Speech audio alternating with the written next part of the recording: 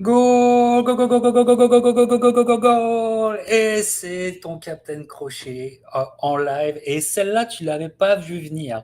Ton Captain qui parle de soccer. Oui, moi je dis soccer. Oui, moi j'accepte ce terme. Non, bon, allez, on va dire football, évidemment. Ça, tu l'avais pas prévu, mais, évidemment, ça faisait partie des surprises que je suis capable peut-être de vous faire. On va passer un très très bon moment en parlant de soccer. Aujourd'hui, en parlant d'un souvenir des années 90, vous savez qu'on est un peu spécialiste de l'époque ici, et puis un souvenir commun avec des sociétaires de la piraterie. Et je ne vais pas dire de la boxe, mais de la piraterie tout court, la piraterie sur YouTube, c'est nous. Et dans mes sociétaires, eh ben, vous savez qu'on a un énorme collectionneur, qu'on a un énorme fan de sport et surtout fan aussi de football et qui a vécu intensément cette époque. Il est un vrai supporter qui se déplace, qui prend des avions, qui a ses équipes et qui a rencontré, puisque on va aussi avoir le témoignage d'une rencontre avec une idole. Eh oui, c'est pas pour rien qu'il est là. Il m'aide toujours pour les vidéos cinéma, les vidéos musique, puisque nous avons la même culture pop et que je suis toujours extrêmement impressionné par son musée. C'est Dom qui est là, Dom on tour sur YouTube. Comment ça va, mon Dom? Ah, ça va très bien, hein. Et toi? Bah écoute, ouais, bah écoute, cette émission est née d'une discussion entre nous, hein. On va vous le dire comme Ouais. d'habitude. Discussion, comment dire, on s'enjaille, Ah, on s'excite, on se ah, rappelle des bons souvenirs, et t'as le ah, capitaine qui dit, il faut faire une émission. voilà. Ça tient en deux phrases, hein. Coupe du Monde, USA 94, on fait une émission. Voilà, en gros, c'est ça, hein. Voilà, Et ça et suffit, hein. voilà, et ça Et suffit. voilà. Regarde, Et regarde voilà, regarde. cette cover que tu nous Magnifique. as faite. Magnifique. Magnifique. Pour moi, la Coupe du Monde la plus pop. Alors, Oui. ce qui est bien, c'est que on l'a vécu à fond derrière notre poste. Euh, Me dis pas que tu étais aux États-Unis à ce moment-là, Dom. Parce que Non, là, non, non, non, non, non, non. voilà. Alors, Voilà. j'avais 17 ans à l'époque. Donc, décalage horaire, voilà, etc. Télévision, mais voilà. Mais j'étais à fond, hein. À l'époque là, c'était vraiment avec beaucoup de joueurs charismatiques, hein, chose qui manque cruellement Cruellement. maintenant dans le football moderne. Là, tu vois, rien que. Alors, là, il y a des icônes du football mondial, mais il y a aussi des joueurs atypiques, tu vois, on va en parler, hein, mais Jorge On va en Campos, parler. par exemple. Ouais, Voilà. on va en parler. Mais C'est le personnage. C'est ça qui m'attire le plus. C'est non seulement le footballeur, mais aussi différents personnages et ouais. très iconiques pour moi. Voilà. Attention, ta connexion qui est un petit Ah peu oui, difficile, j'arrive. mais on a compris ce que tu voulais dire. Et pour nous accompagner, évidemment, un fan de foot, un fan de sport, et lui, il a décidé d'en faire sa vie d'écrivain. Évidemment, vous le connaissez par cœur, c'est le sociétaire des sociétaires, c'est Antoine de 130livres.com. Comment ça va, mon Antoine? Et Macarena. Voilà, tout est dit. Tout est dit. Eh, c'est pas Voilà. 94, le Macarena, c'est Ah, 96. ah, Ah, tu confonds. 94, pardon, mais 94 dans les stades, on commence à entendre ça. Bon, bref, Ah Ouais. oui, d'accord, c'est vrai. c'est. Alors moi, j'ai un petit peu ton âge, Dom. Moi, j'ai 19 ans en 94. Et pendant cette Coupe du Monde, je passe des concours. Je suis étudiant et je passe des concours.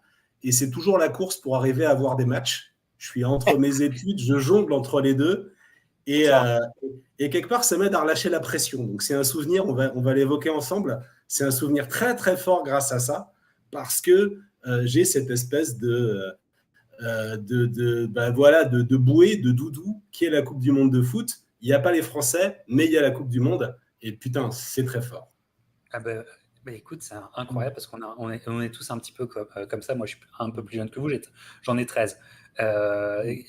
C'est une Coupe du Monde que je vais pouvoir suivre dans son intégralité, alors que celle en Italie, je tombe simplement sur les grands matchs. Tu sais, je tombe sur des matchs du Cameroun en Italie, je tombe sur les demi-finales, Angleterre, notamment c'est Angleterre-Allemagne en Italie, la demi-finale avec Gascogne, qui me plaisait tant et tout ça. Enfin bref, Donc, pareil que vous et pareil que vous qui nous écoutez aujourd'hui. Et voilà, qu'est-ce qui se passe? Il se passe qu'on se remémore des souvenirs des années 90 et cette Coupe du Monde, elle est, comment dire, moi, elle m'a beaucoup plu. Alors, bien sûr, c'est un crève-cœur parce qu'il n'y a pas la France, mais Oui. comment dire, elle permet en fait d'avoir une approche un peu, on va dire, désintéressée et surtout, moi, j'ai une approche en fait, où plein de concepts que j'utilise maintenant quand je vous fais des vidéos YouTube ou quand on parle entre nous, plein de concepts très forts chez moi d'analyse, le décorum notamment, c'est là où ça vient en fait, puisque on va voir un sport qui est un autre sport culturel européen. Et Dom, tu es d'accord avec moi, on va le voir dans un contexte qui aussi nous fait rêver parce que le rêve américain est bien arrivé en France avec les ligues américaines. Les années 80, les années Canal+ ont aidé, la NBA, la NFL. Déjà sont là. Moi, je m'intéresse déjà à la NFL en 94. Euh, et, et voir en fait ce sport qu'on connaît bien. Excusez-moi, j'ai une photo que je veux vous montrer. Ce sport qu'on connaît bien dans un contexte proprement de grand stade américain. Ouais, Et voilà. ben déjà ça, franchement, c'est comment dire, c'est le sel. Vous comprenez ce que je veux dire? C'est le sel de ce truc. Ça m'intriguait profondément, tu vois. Et on est sur des concepts un petit peu esthétiques en fait. Et ça m'intriguait profondément. Et, euh, honnêtement, ça a matché de folie quoi. Ça faisait rêver. Vraiment, il y avait un gros voyage américain qui se faisait grâce à cette Coupe du Monde. Et, euh, et voilà. Donc, je pense que c'est un ressort qui était important. Moi aussi, et là, c'est la question que je vais poser à Antoine, parce que Dom, c'est mon ami Dom, et je sais que Dom a des origines italiennes, évidemment. Tu es encore très connecté à l'Italie, et donc tu es un grand fan de la Squadra Azzurra. Tu es un fan Dom de la Juventus, un supporter de toujours de la Juventus et de la Squadra Azzurra. Donc, comment dire, ton implication émotionnelle, bon, elle était là parce que ton équipe était là. Oui, et c'était. Alors, moi qui suis fan de la Juventus, c'est un noyau qui n'était pas justement de la Juventus, qui est assez rare en fait dans la Squadra Azzurra qui gagne. Attention, stop, mon Dom. Dom, attention à toi parce que tu as une mauvaise connexion. Est-ce que peut-être tu reconnectes-toi? D'accord? D'accord, je reviens, il n'y a pas de souci. Reviens, voilà, parce que c'est Je reviens. les imprévus du direct. Voilà, donc Dom, c'était la Squadra Azzurra. Et il va nous montrer des choses, parce que collectionneur, tu as compris tout ce qu'il va nous montrer. Et, et moi, en fait, moi, je suis à la frontière belge. Je suis à la frontière belge, j'ai des origines belges aussi. Donc moi, chance que j'ai, c'est qu'il y a les Diables Rouges qui sont là. Et que en plus, en étant à la frontière, je peux regarder ça sur la chaîne française. C'est-à-dire qu'il y a TF1 et il y a France Télévisions qui a les droits. Et France Télévisions, Antoine, je crois que c'est Didier Roustan et Eric Cantona qui font les commentaires. Ça, C'est bien possible. C'est quelque chose en soi, c'est un truc inoubliable. Mais je peux aussi regarder sur la RTBF et tout ça, la RTBF, la retransmission. Et c'est vrai que ça m'a marqué profondément, quoi, tu vois. C'est pas une épopée, mais comment dire, la Coupe du Monde 94 des Diables Rouges, c'était quelque chose. Toi, Antoine, c'est plus difficile pour toi. Tu as une implication émotionnelle ou tu arrives à regarder ça de façon pour la beauté du sport, quoi? Moi, c'est marrant parce que, comme tu le dis, l'implication émotionnelle, au début, je ne l'ai pas. Je suis juste content de voir du foot parce que je suis fan de foot avant tout, mais je ne suis pas derrière une équipe. En revanche, et assez paradoxalement, parce qu'on va sûrement en reparler, mais ce n'est pas une équipe très sympathique au fond. Petit à petit, je finis par me ranger derrière le Brésil. Ce n'était pas gagné a priori, mais c'est match après match. Et en particulier, on va sûrement en parler à l'issue d'un quart de finale qui rentrera dans les mémoires, que je m'accroche à leur roue. Mais effectivement, je commence la Coupe du Monde un peu en mode, bon, il n'y a pas les Bleus, mais je m'en fous, je suis étudiant, je suis stressé, j'ai des échéances qui sont assez exigeantes face à moi, et donc je prends ça comme une soupape et je me lâche en regardant les matchs de la Coupe du Monde, quoi. Exactement. Et toi, Dom, avec la Squadra Azzurra, t'envisages cette Coupe du Monde comment? Ben, écoute, c'était pas gagné d'avance parce que on a une génération qui était très forte. Moi, je suis supporter de la Juventus, effectivement, mais le noyau, c'était le Milan AC. Hein. La défense, c'est Baresi, c'est Maldini, c'est Costa Curta. Enfin, il y a un gros noyau du Milan AC. L'entraîneur, on m'entend ou pas? Ouais, on t'entend un petit peu Pardon. mal encore, mais on t'entend. Ouais, Ça va aller mieux, je pense, donc, dans quelques minutes. Vas-y. L'entraîneur, c'est Arrigo Sacchi, donc il y a beaucoup à dire sur ce personnage qui est de la grande époque du Milan AC berlusconienne. Et qui avait la classe italienne. Hein. Parce que il y avait la classe italienne. Hein. Exactement. Souvent c'était beaucoup l'impair, voilà, c'était une grosse lunette. Effectivement, c'était vraiment les années 80-90. On y reviendra, mais il a manqué beaucoup de classe par la suite dans ses déclarations et dans son management, hein, parce que il y a beaucoup à dire sur le personnage et dans cette Coupe du Monde, parce que il y a eu beaucoup de polémiques au niveau de la squadra envers certains joueurs et dont le mythique Roberto Baggio, mais ouais, il y a beaucoup à dire. Ok, il y a beaucoup à dire. Il y a beaucoup à dire. En espérant, on croise les doigts que ton son sera mieux, que ta connexion soit mieux, parce que c'est difficile là. Peut-être sur mon portable, ça va mieux marcher. Je vais essayer de me reconnecter sinon. Ouais, reconnecte-toi parce que là, sinon ça va pas être possible. Je sais pas si vous m'entendez mieux ou pas. Je vais peut-être me reconnecter. Ouais, reconnecte-toi. Mais on va y arriver. On va y arriver à parler de la Squadra Azzurra on va y arriver parce que voilà. Et donc l'approche, moi, je suis un peu plus jeune. Il y a les cartes américaines de collection qui sont déjà que tu peux disponibles. Et moi, je m'intéresse à les collectionner, etc. Et donc, ça me permet aussi d'être avec les futurs personnages qui vont avoir lieu là-dessus. Et finalement, c'est comment dire, le saut en termes de retransmission, mais tu sais, en termes esthétiques, Antoine, je trouve que le saut qualitatif entre Italie 90 et États-Unis 94 est dingue. Que ça soit, donc, déjà les stades américains vont contribuer à ça, et que ça soit aussi même dans l'équipement. Je veux dire, on change, je veux dire, les tenues sont belles. Tu sais, c'est aussi les maillots Adidas des goalkeepers qui sont très reconnaissables. Enfin, je veux dire, regarde, là, j'ai quelques photos iconiques, mais le lettrage des maillots, ces maillots, c'est top la classe. Regarde le gardien belge, on va en parler, le gardien belge et tout. Michel Prudhomme. Michel Prudhomme, qui est un des personnages de la Coupe du Monde. Maradona, regarde, enfin, le maillot argentin, ils étaient super. Et puis, on allait même. Bon, là, les Américains, là, c'était pas leur plus beau des maillots, mais il y a le maillot avec les étoiles américains. Mais encore aujourd'hui, ce maillot-là, et Dom va nous le montrer parce qu'il est dans sa collection, ce maillot-là américain en 94, il est, mais c'est un maillot magnifique. Il est magnifique. Je te dirais que les joueurs sont beaux. Ils sont plus beaux qu'en 98. Moi, je trouve. Ouais.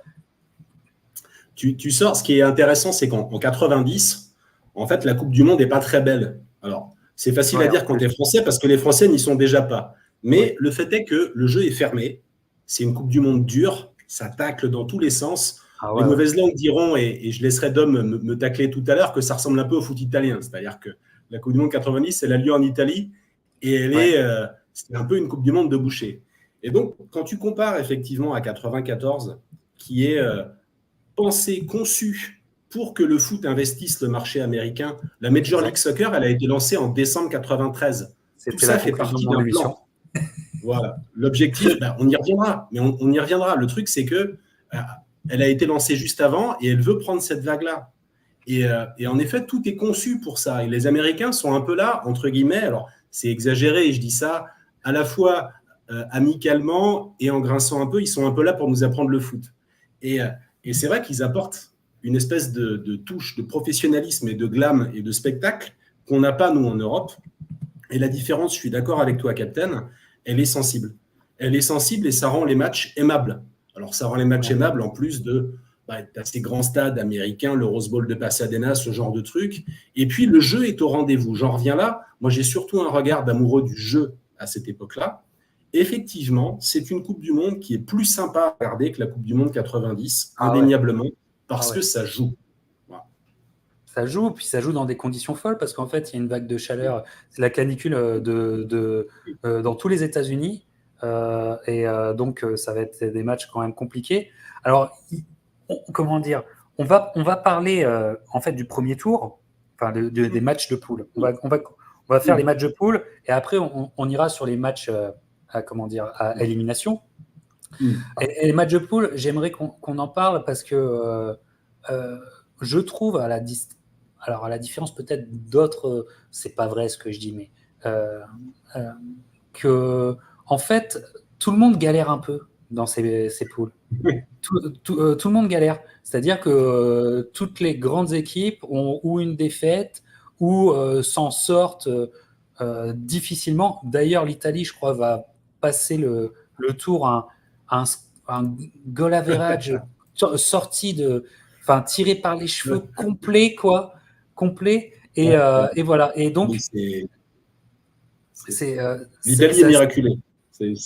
L'Italie est miraculée de ça, mais elle n'est pas la seule, en fait.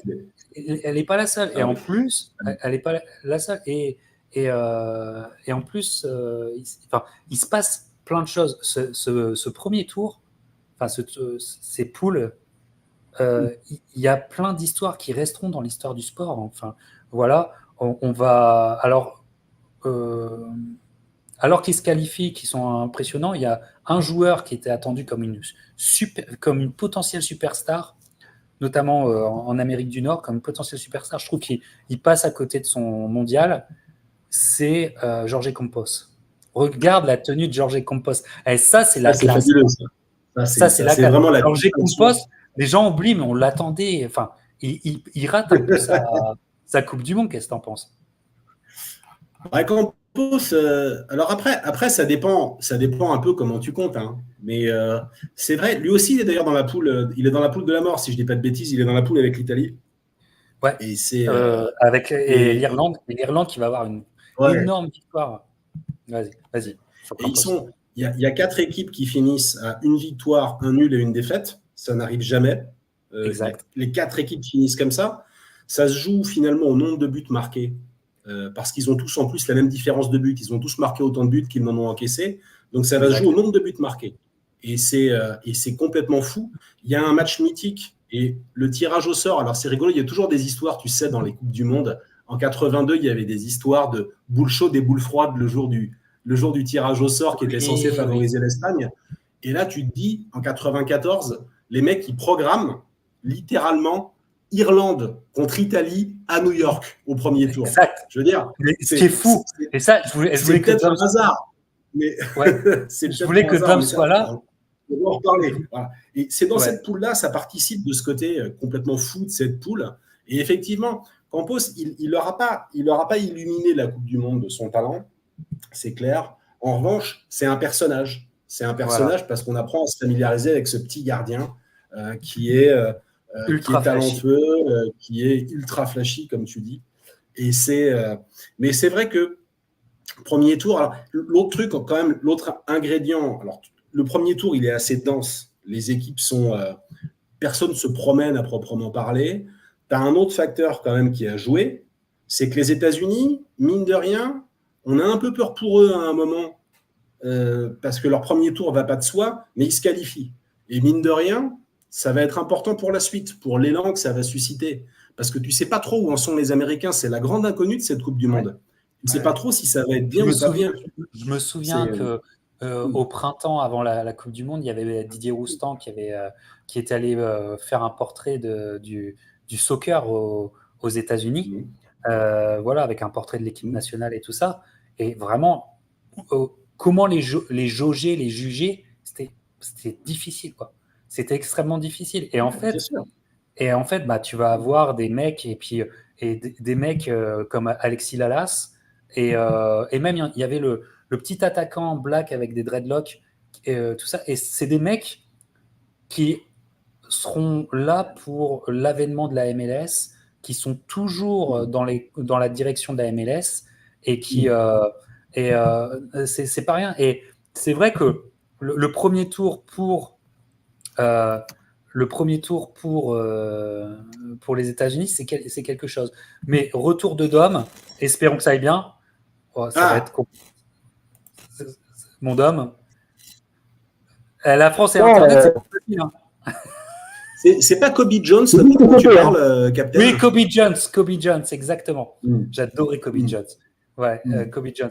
Mais alors, Dom, toi, avec la Squadra Azzurra, le son est encore difficile, mon Dom. Attends, j'essaie de changer, Attends, je fais des... Ouais, reviens, parce que c'est encore très, très, très difficile. Mais on verra après, parce que c'est vrai que Irlande-Italie, moi, ce que j'ai aimé, le hasard, on en reparlera pour la demi-finale de l'Italie, mais ce que j'ai aimé, c'est que, un peu par le hasard des choses, c'est que cette Coupe du Monde, en fait, aux États-Unis, ce qui était bien, c'était que parfois, il y avait des matchs qui se passaient sur des lieux d'immigration, en fait, sur des lieux où il y a ce qu'on appelle la communauté, c'est-à-dire les Irlandais ou les Italiens. Et en fait, pourquoi ils avaient mis des matchs pourquoi ils avaient mis Foxborough, tu sais, qui est le stade des Patriots, c'est parce qu'ils espéraient que l'Irlande fasse un match là-bas. Et je crois qu'en fait, ils ne font pas de match là-bas à l'Irlande. Et pourquoi New York pour les Italiens et les Italiens vont faire des matchs à New York. Et ça, c'est quelque chose. Toi, en tant qu'homme, tu nous entends? Oui. Toi, en tant qu'Italien, la Squadra Azzurra à New York, ça avait il y avait un plus culturel ou pas?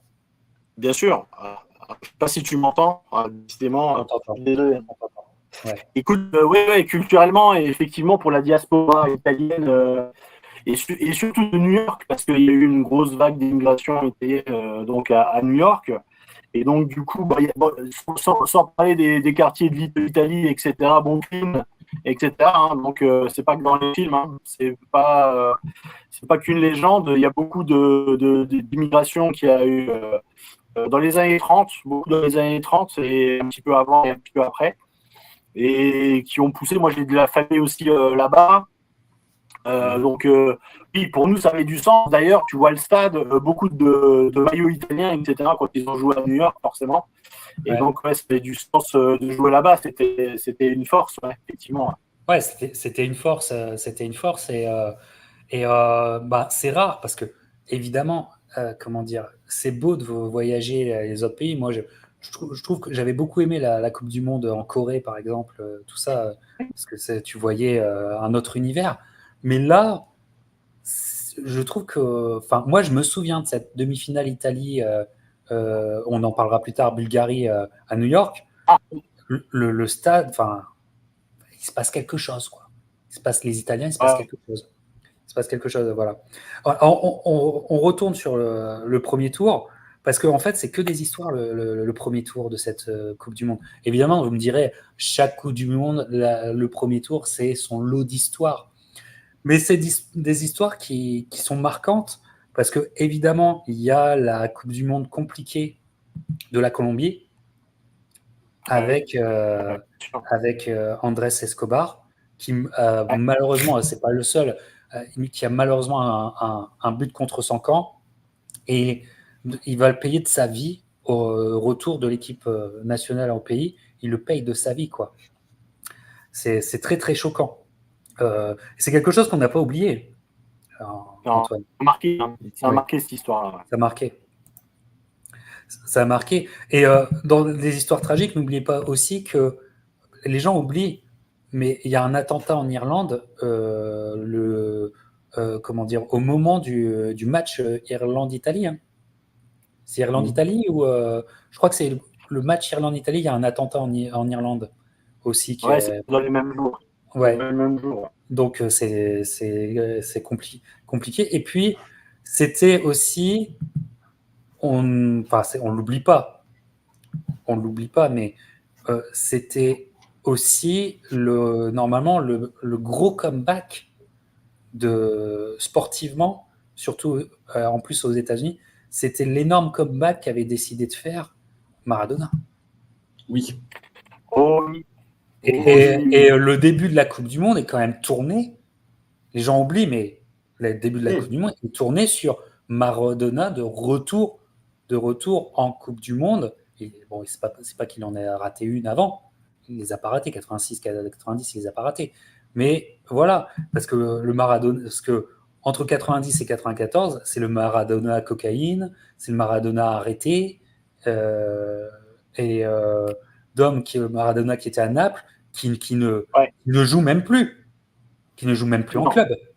Non, il a fait une préparation pour revenir en sélection, à savoir que la sélection n'allait très bien.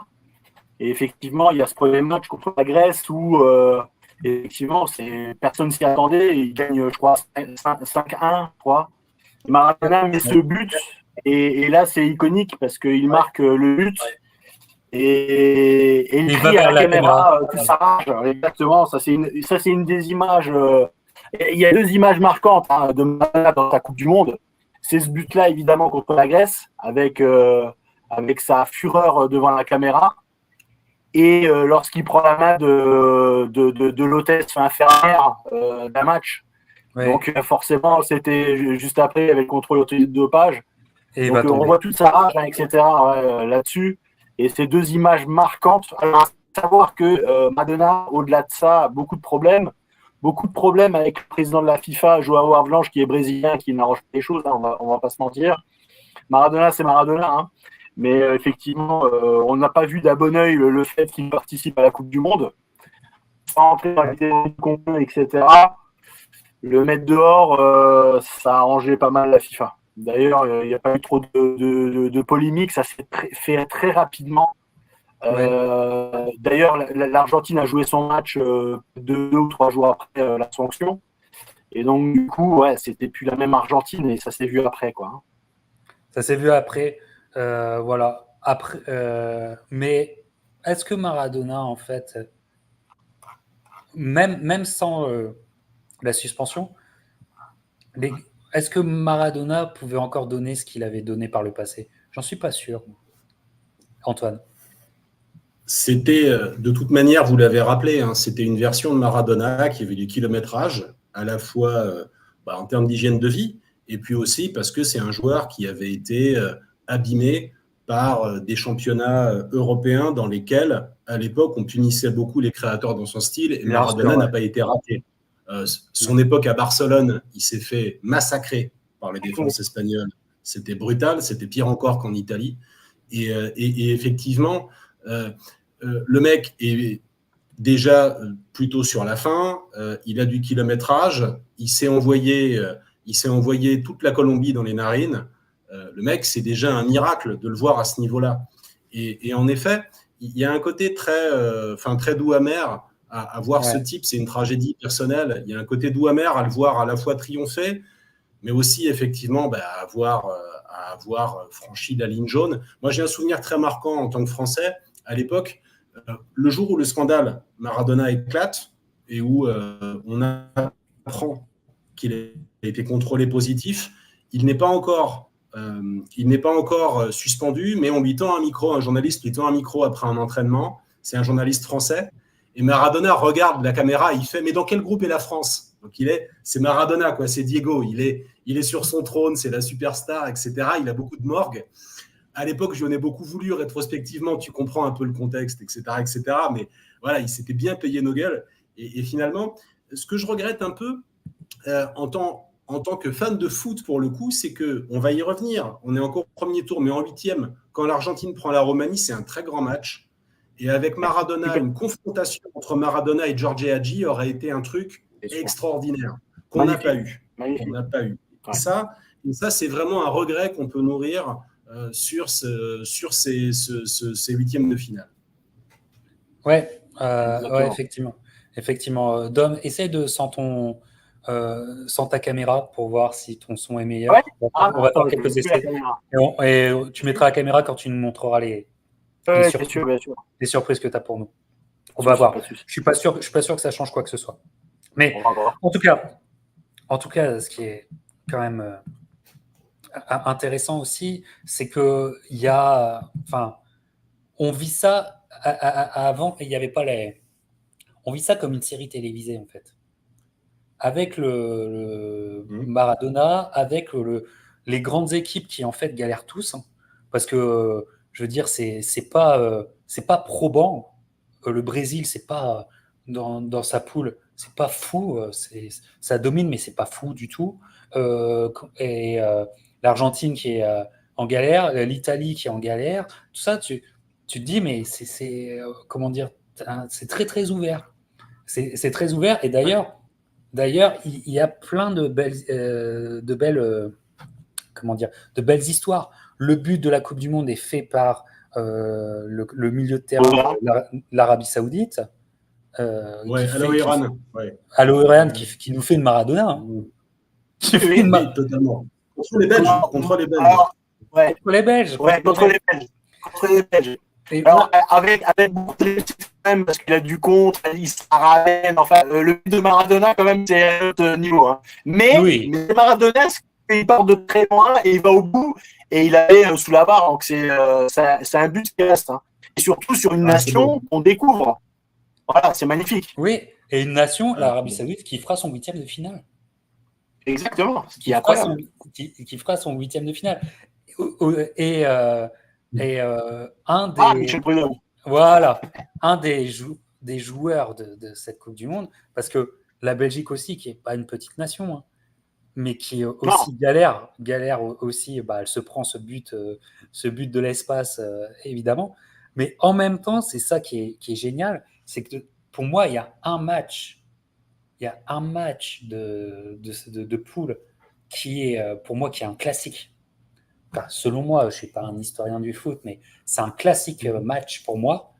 Et en plus, il y a un vrai intérêt parce qu'il y a une vraie rivalité, il y a quelque chose qui se passe encore, c'est Belgique-Pays-Bas. Et moi, le souvenir de Belgique-Pays-Bas avec Prud'homme qui sort un match de folie furieuse, qui sort le match de folie, quoi. Je veux dire, si vous aimez les gardiens de but, ce match de Prud'homme, et d'ailleurs, il sortira une très très belle Coupe du Monde, Prud'homme, qui est déjà un vétéran à ce moment-là. Hein. Oui, bien sûr. Prud'homme, il était gardien remplaçant en 82. Déjà. Ouais, déjà, 82, il fait 82-86. Il y a la Belgique en 90. Je me souviens pas. En Italie, ils sont là. Je les vois pas. Je suis pas sûr. Mais c'était le grand retour, c'est 94, ça c'est sûr. C'est possible. Ouais. Et donc c'est comment dire, c'est un truc de folie. Et il y a Hadjic chez les Roumains, il y a bien sûr Stoïkov, chez les Bulgares. Et donc il y a du jeu et puis il y a des personnages qui sortent de Prud'homme à plein d'autres, quoi. On aurait la liste est géniale et il y a vraiment des grands matchs de foot dans ces matchs de poule et dans des stades où on se demandait mais est-ce que les Américains vont suivre, etc. Et ça prend. Et il y a vraiment il y a un délire total, il y a des images iconiques. Maradona a quand même, malgré l'exil, aura quand même eu le temps de donner son image iconique aussi, qui restera à jamais, son cri du cœur à la caméra. Bref, c'est quand même dingue. Et puis, il y a Roberto Baggio, et qui quand même dans ces poules-là, il y a une montée en puissance. Moi, je trouve, dis-moi Antoine et Dom, et surtout Dom, il y a une montée en puissance de Roberto Baggio qui devient le boss. Il a été Ballon d'Or l'année précédente, hein, si je ne me trompe pas. 13, ouais. 93, Ballon d'Or. 93, il est Ballon d'Or. Et il tient la baraque pour que l'Italie s'écroule pas. Il sauve les miches d'Arrigo Sacchi surtout, parce que c'est poussif, hein, ces matchs nuls contre l'Irlande en ouverture. Non, et il y a ce match incroyable. Ils perdent contre l'Irlande. Comment? Ils perdent contre l'Irlande. 1-0. Ils perdent 1-0, pardon. Ils perdent 1-0 contre l'Irlande avec un tir contré qui va se loger dans la lucarne comme un truc improbable. Mais évidemment, ça arrive à l'Italie. Et donc, il y a ce match contre le Nigeria qui est un match incroyable parce que la Nigeria, attention, à l'époque, c'était une énorme Georges Finidi. C'est la sensation une grosse équipe. Je pense, ouais. En termes de jeu, c'est incroyable. Si vous voyez ne serait-ce que les résumés, vous voyez la qualité des buts, c'est quand même très costaud. Et donc, le Nigeria mène 1-0. Donc là, moi, j'étais déjà en train de pleurer, de remballer mes affaires, les drapeaux, etc. Bon, bah, c'est fini, on est dehors. Et puis voilà, quoi. Et à la dernière, dans les arrêts de jeu, il y a Benarivo de Parme. C'est pour ça que je dis qu'il n'y avait pas un vrai noyau d'une équipe. Hein. À cette époque-là, c'était un peu disparate en termes de joueurs. Il n'y avait pas un noyau d'une équipe. Et c'est Benarivo, un arrière latéral de Parme, qui s'entre en retrait. Et la Baggio d'un plat du pied, sans la frapper, mais vraiment, elle passe. Tu vois, il y a un défenseur qui met le pied parce qu'elle est dans son dos et elle passe ici. C'est-à-dire qu'il y a la place pour un ballon dans le petit filet et égalise. Donc là, ça remet tout en. C'est l'Italie. C'est l'Italie qui a été championne du monde en faisant 3 matchs nuls en 82 et qui a fait l'Argentine, le Brésil, la Pologne et l'Allemagne. On s'est dit, ça y est, c'est pour nous. Et donc, du coup, c'est pas grave. Et il y a un peu pénalité de Baggio. Mesdames, là, tu nous racontes le 8e, c'est pas le premier tour, c'est le 8e. C'est le 8e déjà, ça? Ou c'est au premier tour? Je crois que c'est le 8e. Parce qu'il y a la prolongation, c'est le 8e. Le premier tour, c'est Mexique, Irlande, Norvège, Italie. Norvège, Italie, ouais, c'est ça. C'est ça. Et ils sont en égalité avec 4 points. Hein. Il y a 3 équipes à 4 points. On l'a dit ça. Tu n'étais pas avec nous. Mais Dom, c'est toujours très, très compliqué ta connexion. C'est toujours très, très compliqué ta connexion. Ce que tu nous as raconté, Dom, c'est le 8e, ouais. Et le 8e contre une équipe du Nigeria qui est la grosse sensation du premier tour, que personne n'a vu venir. Et qui athlétiquement et techniquement. C'est des joueurs de foot américains. C'est fou. On ne les a pas vus venir du tout. Et c'est un des plus beaux souvenirs. Ils explosent la Bulgarie, qui pourtant ira loin dans la compétition. Ils les démolissent. Au premier tour, c'est un truc de malade. Ils perdent contre l'Argentine et ils battent la Grèce. Et ils finissent premiers de leur groupe, ce qui, mine de rien, était pas complètement attendu. Ouais. Et c'est assez important aussi. Et ce premier tour, ce 16e de finale, on va en parler. Parce que il y a aussi quelque chose dont on ne parle pas, c'est que les champions en titre, les Allemands, sont un peu les seuls, on n'en a pas parlé, sont un peu les seuls qui font des matchs de poule plutôt tout en domination, ils passent en champion. C'est les seuls qui n'ont pas une défaite dans la gueule, tu vois. Alors qu'il y a des équipes qui jouent peut-être mieux, mais qui se prennent des défaites dans la gueule. Et arrive, et pour moi c'est un gros crève-cœur, arrive Belgique-Allemagne. Belgique-Allemagne au 16e, avec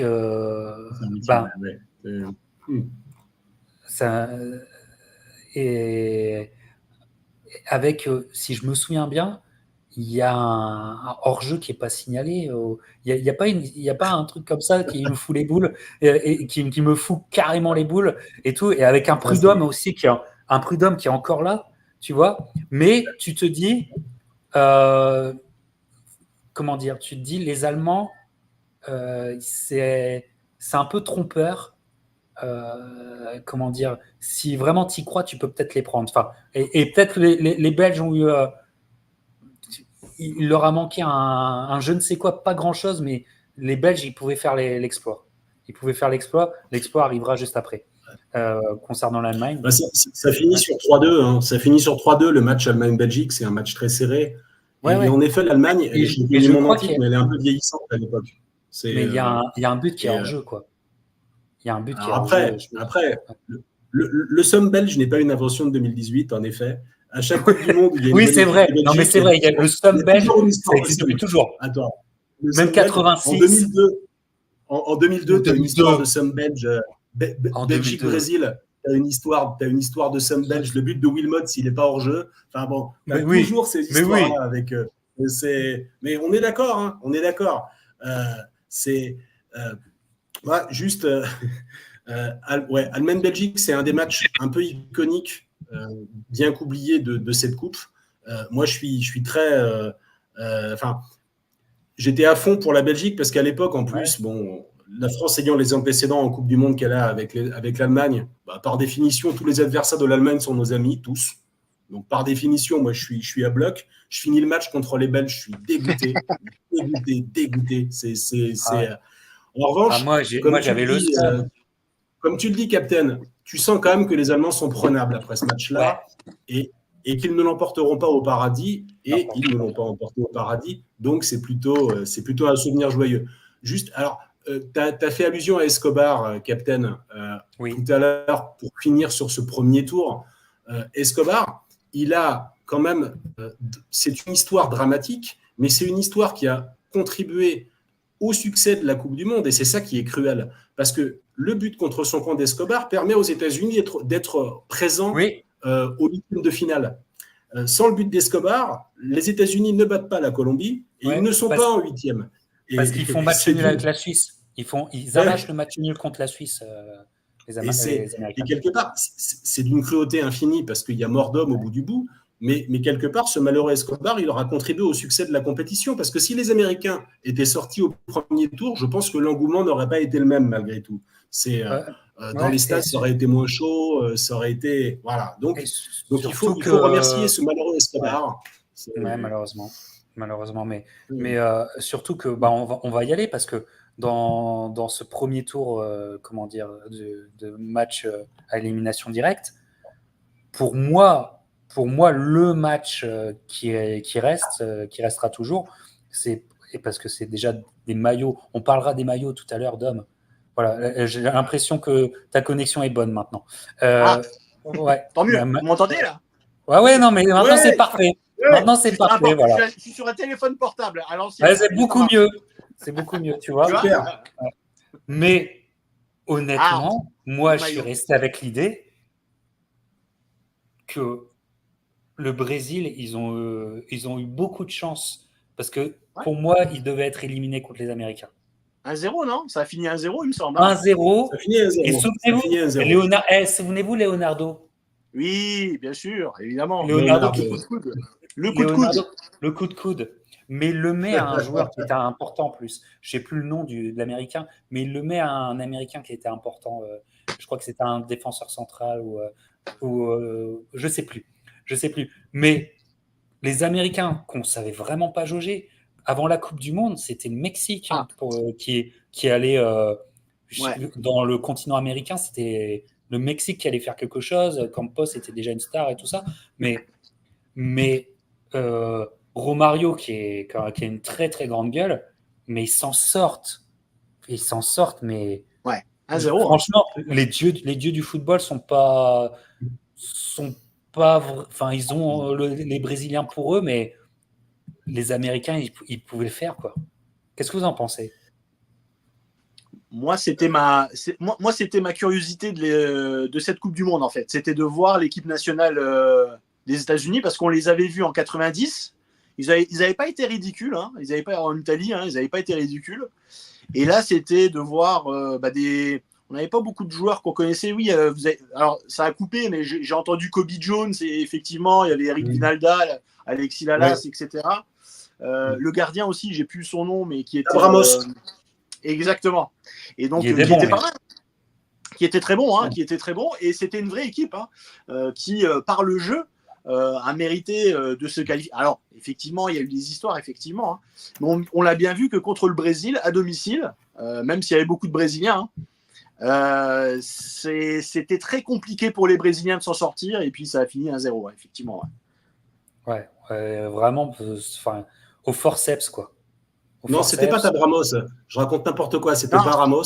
Je me suis avancé. C'était pas Ramos. C'était un autre gars. Il avait un nom catogan. italien. Oui, il avait un catogan. Il avait un catogan, le gars. C'était pas Ramos, oui. Désolé. Non, il avait un nom italien.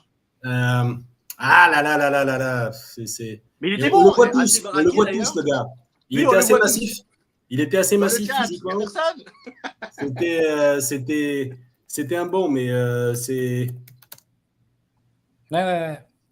Non, effectivement. Et par contre, le maillot des États-Unis, parce qu'il était exceptionnel. Alors là, tu as montré la photo avec Alexis. Voilà, Tony Meola. Meola, bien sûr. Je t'avais dit qu'il avait un nom italien. C'est ça. Désolé, voilà, Meola, désolé, j'ai merdé. Ouais, voilà. Non, c'est ça. Alors le maillot là, il n'était pas terrible. Mais le vrai maillot, qu'ils ont porté. Voilà. Je te mets en grand parce que. Alors vas-y, Dom. Voilà. Donc c'est celui-là. Ah là, qu'il est beau. Pour moi, c'est un des plus beaux maillots. Oui, vraiment. Pour moi, il est extraordinaire ce maillot-là. C'est un des plus beaux maillots de l'histoire. Franchement, et en tout cas iconique et un des plus beaux maillots portés, je pense. Et donc c'est celui de Alexis Lalas. Ah oui, forcément. C'était aussi, un petit peu le Rolling Stones de l'amende, quoi. Qui a fait une petite carrière après en Italie, qui est venu en Italie et qui a joué en Italie ensuite. Ouais. Voilà. Il a joué dans quel club en Italie? Un petit club, je sais plus. Il a joué en Serie A ou un truc comme ça, ou Pescara, enfin c'était un petit club. Et qui, il a fait une ou deux saisons en Italie quand même. Mais ce maillot-là, il est assez incroyable. Enfin, pour moi, c'est un des plus beaux maillots. C'est Adidas qui faisait ça. Et c'est un. Ah non, pour moi, c'est le plus beau maillot que j'ai jamais vu. Il est incroyable. Il est vraiment incroyable. Même maintenant, je pense qu'on a rarement fait mieux. Et donc, du coup, rien que déjà le coup de cœur des maillots et puis de les voir performer dans leur Coupe du Monde. C'était déjà quelque chose qu'on n'avait pas forcément prévu, parce qu'on ne les voyait jamais jouer. On n'avait pas autant de matchs que maintenant. Il y avait la MLS, entre guillemets, mais les joueurs, on ne voyait pas les joueurs évoluer, ces joueurs-là, à part Kobe Jones qui jouait en première ligue, il me semble. Les Eric Vinalda, tout ça, on ne les connaissait pas. Donc c'était bien. La ligue, en plus, c'était une ligue qui était encore bricolée. Quoi. Ouais. La MLS, le temps que ça s'institutionnalise fortement, il va falloir attendre quelques années encore. Et aussi, mais tout est là. Et aussi, c'est la première Coupe du Monde où on a les noms derrière. Exactement. Et ça c'est très américain, ça. Voilà, j'allais venir. Ouais. Et ça change tout. Il y avait eu à l'Euro 92, il y avait eu déjà les noms derrière les maillots. À l'Euro 92, c'était en Suède, je crois. Je ne sais plus. Ouais. Et donc, il y avait déjà les noms. Il y avait déjà les noms en 92. Mais c'est la première Coupe du Monde où on a les noms. Par exemple, le seul maillot avec Maradona écrit dessus, c'est à la Coupe du Monde. Exactement. Il n'y a jamais eu de maillot avec marqué Maradona, par exemple. Vous voyez, c'est toute une symbolique. Voilà, celui-là, le Adidas. Il y avait marqué Maradona. C'est le seul maillot qu'il ait joué avec son nom dessus. Il avait toujours 10, évidemment. Mais c'est le seul maillot où il avait son nom. Et c'est rentré un petit peu maintenant. Après, c'était à l'américaine, comme tu le dis. C'est très américain d'avoir le nom. Après, c'est venu après pour avoir des numéros un peu fantaisistes, des 99, des 78, etc. Mais c'est la première Coupe du Monde où on a les noms des joueurs dessus. Donc, c'est assez marrant. Tu avais raison, Dom. L'Euro 92, c'est bien en Suède. Tu avais raison, je me suis. C'était en Suède, ouais. C'est le Danemark. C'est le Danemark qui gagne. Le Danemark qui gagne, mais c'est en Suède. Et c'était en Suède, ouais. Et là, il y avait les noms. Ouais. Et d'ailleurs, en parlant de Suède, on n'a pas parlé de la Suède qui fait aussi une excellente Coupe du Monde 94. Qui est dans la poule du Brésil au premier tour. et qui s'en sort bien. Alors, il y a d'ailleurs avec eux, il y a le Cameroun et la Russie. Et il y a un quintuplé dans cette Coupe du Monde. C'est un autre fait de jeu. Et ça n'a pas profité à la Russie parce qu'ils sont éliminés au premier tour, les Russes, mais en battant le Cameroun 6-1. Et un certain Salenko bat le record du nombre de buts marqués sur un match. Il en met 5. Il met un quintuplé. Et l'histoire retiendra que le quintuplé n'aura pas servi à la Russie, qui ne passera pas le premier tour malgré tout. C'est quand même un truc assez bizarre dans l'histoire des Coupes du Monde. Mais le Brésil et la Suède survolent leur poule. C'est assez clair. Et il y a un premier, à cette occasion justement, il y a un premier Brésil-Suède qui a lieu et qui se solde sur un match nul. Ça finit sur un partout. Ça les arrange tous les deux. Le Brésil finit premier de la poule, la Suède finit deuxième. Mais il y a un premier... il y a une première confrontation. D'ailleurs, avec un but de. Il ne s'appelait pas Kenneth Anderson, il ne jouait pas en France. Oui, Kenneth Anderson. Il y avait Kenneth Anderson. Il joue à Caen. Le grand Kenneth Anderson. Voilà. Le grand physiquement. Ouais. Très grand. Et il y avait Martin Dahlin devant avec Kenneth Anderson. Avec Brolin, le meneur de jeu. Il y a même, comment il s'appelle, celui qui avait il y a eu Klaas Ingesson qui a fait une pige à Marseille et qui est mort malheureusement très jeune. C'est pas ce qu'il a fait de mieux à Marseille. Non, clairement. Non, mais il est mort jeune. Et pour rebondir Non, juste simplement, la France n'est pas à la Coupe du Monde, mais on est éliminé dans une poule qui compte la Suède et la Bulgarie, dont les faits prouveront que c'était des bonnes équipes, puisqu'ils toutes les deux iront loin dans la Coupe du Monde 94 quand même. Ne l'oublions pas. Et juste pour compléter ce que disait Antoine sur le match Russie-Cameroun, il y a eu 2 records. Hein. Il y a eu le quintuplé de Lex Alenko et le but de Roger Mila qui devient le plus vieux buteur de l'histoire de la Coupe du Monde, bien sûr. Roger Mila, ma gueule. Roger Mila. Dans le même match, Roger Mila, l'inoxydable Roger Mila. Et d'ailleurs, Salenko qui fait. Il était là en 82. Oui. Il était là en 82, Mila. Il était là à la Coupe du Monde 82, Roger Mila. Et en 90, c'est là où il a explosé. D'ailleurs, en Italie, on l'appelait Roger Miller. Ça, il faut le savoir. Ce n'était pas Roger Mila, c'était Roger Miller. Donc, peut-être son nom international, je ne sais pas. Roger Miller. Roger Miller, ouais. Quand tu regardes les résumés, quand il y a les buts, c'est bien numéro 9, Roger Miller. Il faut dire que c'est compliqué, quoi. Et Oleg Salenko qui finira avec 6 buts. Alors, évidemment, avec un quintuplé, mais il en avait mis un avant. Donc, il finira meilleur buteur de la Coupe du Monde en ayant mis 5 buts quand même dans un match. Bon, il faut le faire, ça n'a jamais été égalé. Et en étant éliminé au premier tour. Je ne sais pas s'il y a beaucoup de meilleurs buteurs de la Coupe du Monde qui ont été éliminés au premier tour. Je ne sais pas. Il faudrait vérifier. Alors, à l'Euro, il y a Georges Mikotadze qui finit meilleur buteur. Alors, pas en poule, mais avec 3 buts. Cette année, c'est tellement bizarre cette année. C'est pour ça que je te dis que là, on est sur un autre niveau. Tu as des joueurs comme Georges Hagi, Maradona, Romario, Baggio, etc. On est sur une autre planète. Quand on voit que le meilleur buteur de l'Euro a 3 buts, Michel Platini, c'était 9. 9 buts sur une seule compétition, avec moins de matchs, dont 2 triplés. Sur 5 matchs. C'est incroyable. D'ailleurs, c'est Bebeto qui, pour revenir au match Brésil-États-Unis qu'on a évoqué, c'est Bebeto qui met le but pour les Brésiliens. Et en effet, cette équipe brésilienne, j'ai fini par l'aimer, mais aussi parce que les gens ne l'aimaient pas trop. C'est-à-dire qu'elle fait son premier tour relativement tranquille, mais c'est une équipe brésilienne qui est beaucoup moins romantique que quand ils ont perdu en 82 ou en 86, voire en 90. C'est l'équipe de Parreira, et Parreira, c'est un entraîneur défensif, pas très sympathique. C'est le cerveau de l'équipe, c'est Claudio Dunga, c'est pas le numéro 10, contrairement à d'habitude. C'est Dunga qui est un milieu défensif, c'est le premier lanceur, c'est un beau joueur de foot, le capitaine de l'équipe, un joueur flamboyant. Et ce Brésil-là, il est pas sympa. C'est pas un Brésil qu'on a envie de voir gagner. C'est pas un Brésil. C'est peut-être par esprit de contradiction que je les ai appréciés moi, mais c'est sûr qu'ils sont pas. C'est pas du tout le Brésil de Télé Santana, des grandes chevauchées, des grands. C'est même pas le Brésil de 2002 qui est vraiment super. Ah oui, non.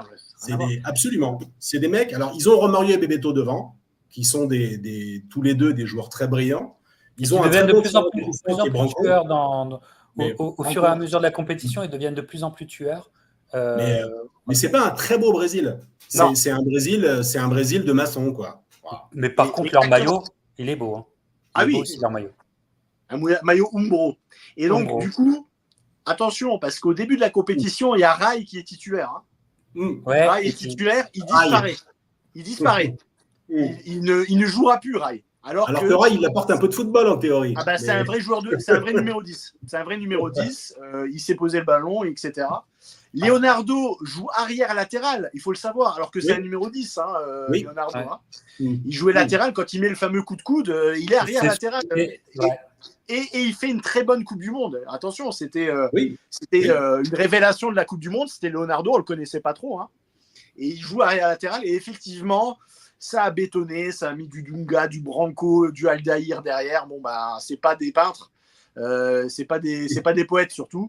Et donc là, ça met c'est pas des artistes. Hein. On laisse à Romario Bebeto devant, mais ça s'arrête là. Hein. Exact. Il y a un très jeune Ronaldo qui est sur le banc. Exact. Il fait une apparition, je crois. Mais voilà, mais c'est tout. Hein. Ouais. Il rentre quand, là il rentre quand, El Phénoméno? Il rentre. Quel match il joue? Bonne question. Je Il me joue souviens que plus. quelques minutes. Hein. Il rentre pas en finale. Je crois qu'il est rentré. Il fait un bout de match, mais pour la blague, hein, pour le faire entrer dans les arrêts de jeu, etc. Mais il joue pas. Il joue pas. Il joue pas, non, il joue pas. Non, il joue pas. il joue Mais pas. il sera quand même champion du monde. Il sera.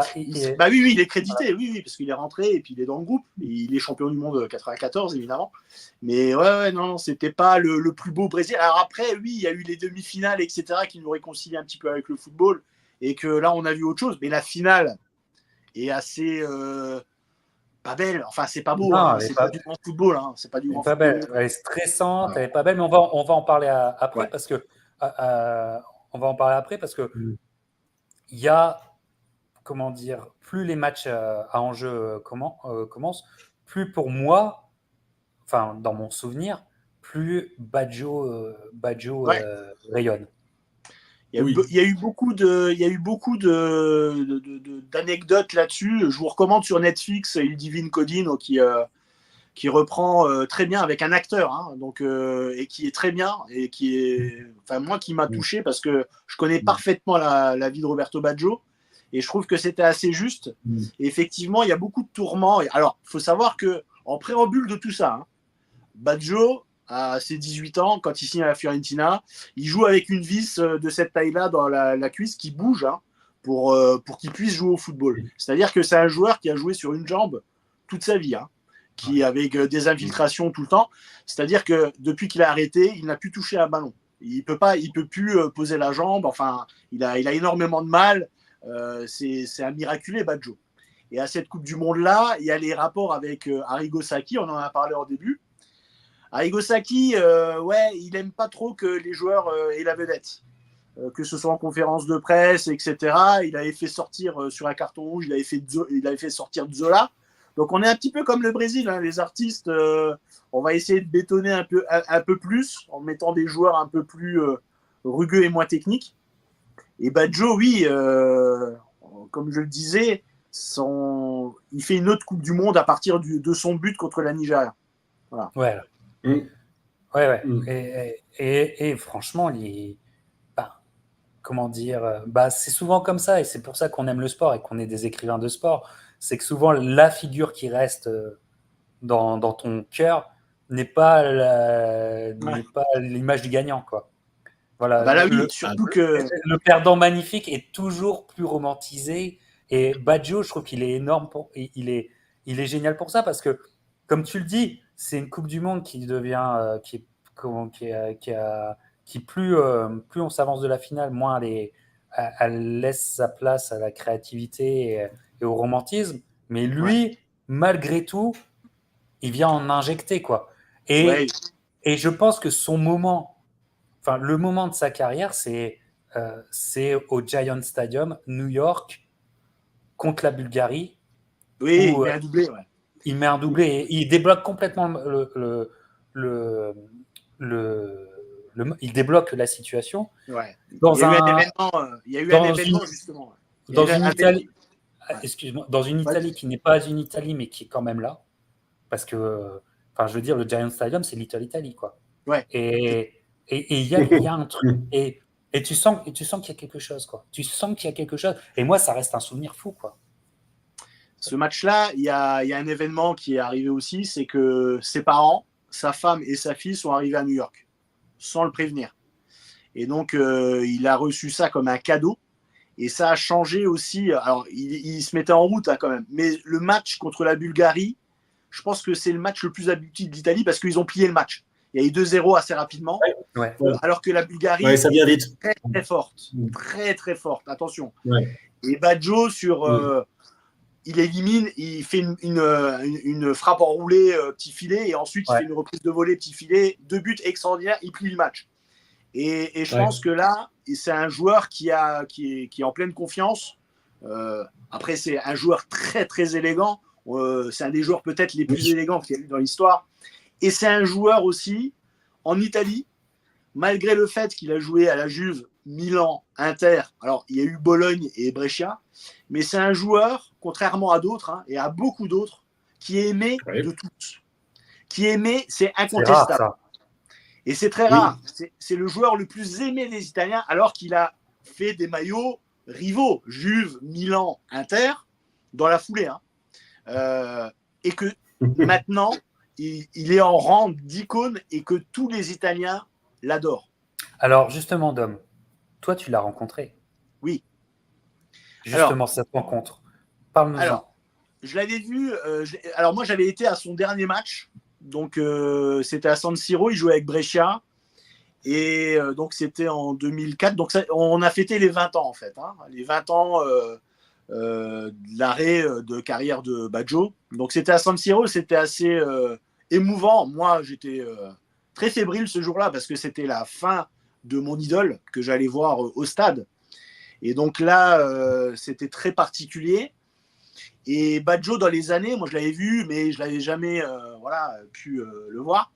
Là, je ne l'ai pas vraiment rencontré. Attention, je ne l'ai pas vraiment rencontré, puisqu'il y a eu un événement qui s'appelait Opération Nostalgie.